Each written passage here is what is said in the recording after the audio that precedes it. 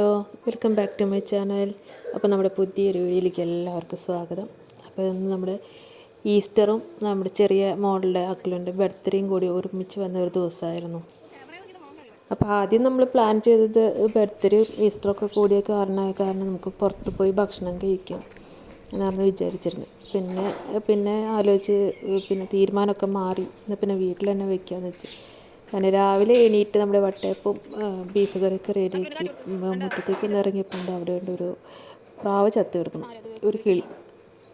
അതിനെ കുഴിച്ചിട്ടില്ലെങ്കിൽ പിന്നെ അത് അവിടെ തന്നെ കിടക്കും. പിന്നെ ഉച്ച തിരിഞ്ഞ് വരുമ്പോഴേക്കും ചിലപ്പോൾ ഉറുമ്പോതൊക്കെ അരിച്ച് പിന്നെ കുട്ടികൾക്ക് കളിക്കാനും സൈക്കിൾ ചവിട്ടണമെന്നൊന്നും പറ്റില്ല. അപ്പോൾ പിന്നെ ആദ്യത്തെ പണി അത് തന്നെ ആവട്ടെ എന്ന് വെച്ച് അതിനെ കുഴിച്ചിടാനൊക്കെയുള്ള പരിപാടികളായിരുന്നു രാവിലെ തന്നെ. പ്ലാനിലെല്ലാം മാറ്റം വന്നതോടുകൂടി പിന്നെ ഈസ്റ്റർ ആഘോഷിക്കാനുള്ള സാധനങ്ങളും ഇല്ല.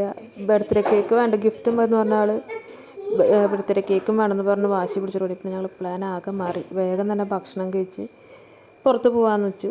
അങ്ങനെ വേഗം രാവിലെ നമ്മൾ ഈസ്റ്ററായിട്ട് വട്ടയപ്പം ബീഫ് കറിയും ആണ് ഉണ്ടാക്കിയിട്ടുണ്ടായിരുന്നത്. അപ്പോൾ അതൊക്കെ കഴിച്ച് വേഗം നമ്മൾ പിന്നെ പുറത്തേക്ക് പോയി. പിന്നെ നമ്മൾ നേരെ പോയത് പള്ളിയിലോട്ടായിരുന്നു കേട്ടോ. അപ്പോൾ പിന്നെ അവിടെ പോയി മോളെ കൊണ്ടൊക്കെ നേർച്ചടിച്ച് ബർത്ത്ഡേയും കൂടിയില്ലേ പ്രാർത്ഥിച്ച്. അപ്പോൾ ഞങ്ങൾ ചെന്ന സമയത്ത് ഒരു കുർബാന കഴിഞ്ഞ സമയമായിരുന്നു. വേറെ ഏതൊരു ഭാഷയിലുള്ളൊരു കുർബാനയായിരുന്നു. അപ്പോൾ അത് കഴിഞ്ഞ് എല്ലാവരും പോണൊരു നേരമായിരുന്നു. അപ്പോൾ അങ്ങനെയൊക്കെ അവിടെ പോയി രൂപമൊക്കെ തൊട്ട് മുത്തിച്ച് ഞങ്ങൾ നേർച്ചയൊക്കെ ഇടിയിച്ച് അവിടുന്ന് പിന്നെ പതുക്കെ ഇറങ്ങി. മഴയുണ്ടാവുമായിരിക്കും. ഈസ്റ്റർ ആയതുകൊണ്ട് ദൈവം മഴ ലഭിച്ചായിരിക്കും. ഹാപ്പി ബർത്ത്ഡേ ആണോ? രാവിലെ എണീറ്റപ്പത്തോട്ട് തുടങ്ങിയതാണ് ഹാപ്പി ബർത്ത്ഡേ പോണോടത്തേക്കും പറഞ്ഞെടുത്ത് മുഴുവനും ഇത് തന്നെയായിരുന്നു. അവർക്കൊരു രസം. അങ്ങനെ പിന്നെ നമ്മൾ ലുലുവിൽ കയറി ചെറിയൊരു കേക്ക് വാങ്ങിക്കാമല്ലോ എന്ന് വെച്ചിട്ട് അവിടെ ചെന്നപ്പോൾ എൻ്റെ ആൾക്ക് അതൊന്നല്ല വേണ്ട, വേറെ ടോയ്സും കാര്യങ്ങളൊക്കെ ആയിരുന്നു.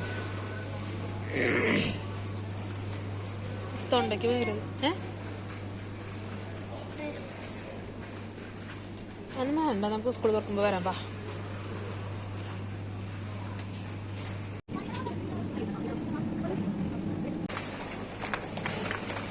അങ്ങനെ കേക്ക് വാങ്ങലും പർച്ചേസിങ്ങൊക്കെ കഴിഞ്ഞ് വന്നപ്പോൾ സമയം ഏകദേശം 3 മണി.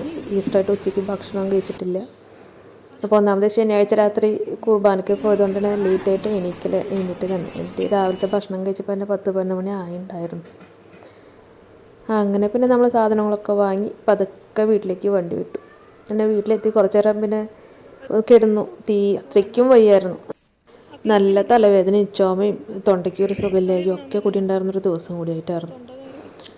അങ്ങനെ പിന്നെ ഒരുവിധം നമ്മളങ്ങനെ ഒരു 3:30-4 മണിയോട് കൂടി വീട്ടിലെത്തി ചായ കുടിച്ച് കുറച്ച് നേരം എല്ലാവരും ഒന്ന് കിടന്ന് പിന്നെ രാത്രിയിലേക്കാണ് നമ്മൾ ഈസ്റ്ററിൻ്റെ ഫുഡും കാര്യങ്ങളൊക്കെ സെറ്റ് ചെയ്തത്.